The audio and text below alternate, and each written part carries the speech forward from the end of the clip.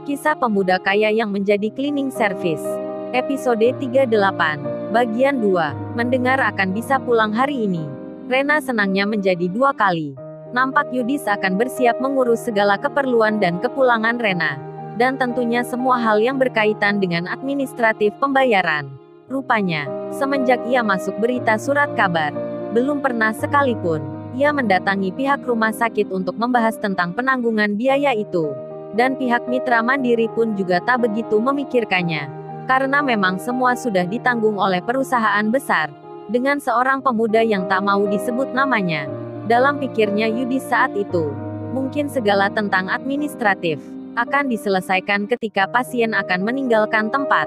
Segera saja, ia mempersiapkan diri dengan menyiapkan beberapa kartu ATM-nya dan sejumlah uang cash yang sebelumnya ia bawa.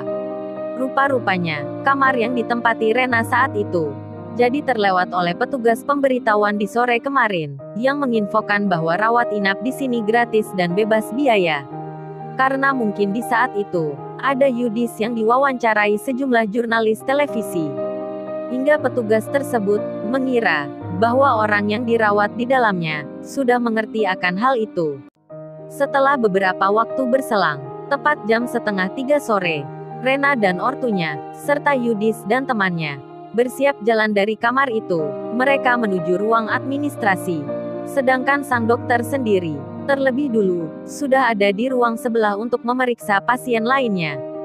Dengan kursi roda, si Rena berjalan dengan didorong Yudis, nampak sekali romantis gitu. Seolah mirip film sepasang kekasih di drama cinta. Namun yang satu berpikirnya ke tempat lain. Sampai akhirnya mereka tiba di ruang yang dimaksud. Lalu, Yudis bertanya pada petugas jaganya. "Permisi Mbak," sambil menyerahkan surat ke loket. Di dalam ruang itu tentu saja ia bersama temannya, ortunya Rena dan tentu saja si Rena sendiri. Saat menerima itu si petugas jaga jadi bertanya, "Mas ini apa ya maksudnya?"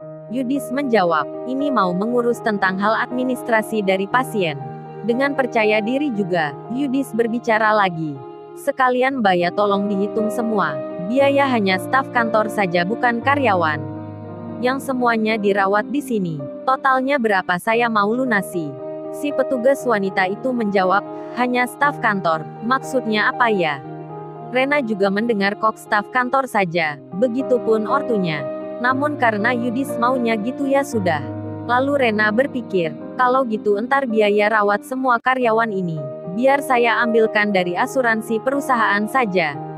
Si petugas loket bicara mau menjelaskan, "Maaf Bapak Ibu ini siapa ya? Kok belum mengetahui perihal infonya?" Rena pun menjawab, "Info apa ya?" Si petugas wanita itu mau menjelaskan lebih lanjut, namun tiba-tiba, ibu kepala rumah sakit Bu Sulastri datang ke tempat itu. Dengan melewati Rena dan Yudis, ia buru-buru masuk melihat ruang di mana adminnya bekerja, termasuk petugas tadi juga ikut serta. Lalu terdengar percakapan. Salah satu adminnya berkata, "Ini gimana Bu? Sudah dicoba beberapa kali, masih belum juga terhubung dengan perusahaan itu." Lalu Bu Sulastri pun telepon salah satu staf ayahnya Kensin, yang memang ia kenal sebelumnya. "Halo, selamat sore. Maaf ya Pak mungkin mengganggu, ini jaringan komputer di sini. Mengapa ya tidak bisa terkoneksi dengan perusahaan di mana Bapak saat ini bekerja?" Mendengar itu, staf ayahnya Kensin menjawab, "Iya Bu saya periksa dulu ya. Mohon ditunggu." Setelah 5 menit lalu staf itu menjawab, "Halo Bu, ini rupanya ada kesalahan dalam pengoperasiannya, hingga passwordnya jadi kereset dan harus dimasukkan ulang. Tunggu beberapa menit ya Bu. Saya akan telepon dulu Mas Kensin untuk menanyakannya." Lalu ibu kepala rumah sakit itu menjawab, "Iya Pak makasih ya saya tunggu." Di tempat itu, tiba-tiba saja hadir dokter wanita yang merawat Rena.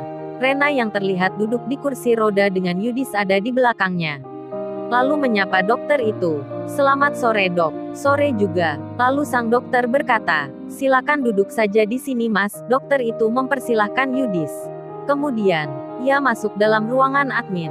Lalu dilihatlah ada banyak perubahan tata letak di ruang itu. Khususnya penambahan beberapa komputer. Maklum saja, karena ini baru 1 hari dan belum banyak yang mengetahui. Sebelumnya pula tidak ada sosialisasi. Terlebih lagi di perjanjian itu, ayahnya Kensin menulis, hal ini tidak bersifat publikasi. Makanya, sementara ini tidak banyak yang tahu, siapa sebenarnya yang menanggung seluruh biaya rawat inap dari semua pasien. Meskipun, dokter sendiri yang bekerja di rumah sakit ini, termasuk Bu Dokter yang merawat Rena. Kenshin, yang saat ini berada di dalam angkutan umum. Baru saja ia pulang dari rumah temannya, setelah sebelumnya ia menaruh lamaran kerja di perusahaan di mana Ririn bekerja saat ini. Di angkutan umum itu, tiba-tiba ia mendapat telepon dari salah satu staf ayahnya. Halo sore Pak. Halo sore Mas Kenshin, maaf mengganggu ya. Iya Pak, ada apa ya? Ini Mas, barusan saya dapat info dari Ibu Kepala Rumah Sakit. Jaringan komputer yang terhubung ke perusahaan mengalami kesalahan baca. Sepertinya minta masukkan password lagi. Gimana ya? Tanya staf itu. Kenshin pun menjawab, oh gitu ya. Makasih infonya Pak. Kebetulan sekali ini jalur ke rumah sakit tidak terlalu jauh. Saya langsung ke situ aja ya Pak. Oke Mas, makasih ya. Maaf ngerepotin, sahut staf itu. Akhirnya, Kenshin turun di persimpangan jalan dan berganti angkutan lagi. Terlihat, ia naik kendaraan yang menuju rumah sakit Mitra Mandiri. Lalu, bagaimana kisah selanjutnya? Subscribe channel ini untuk episode berikutnya.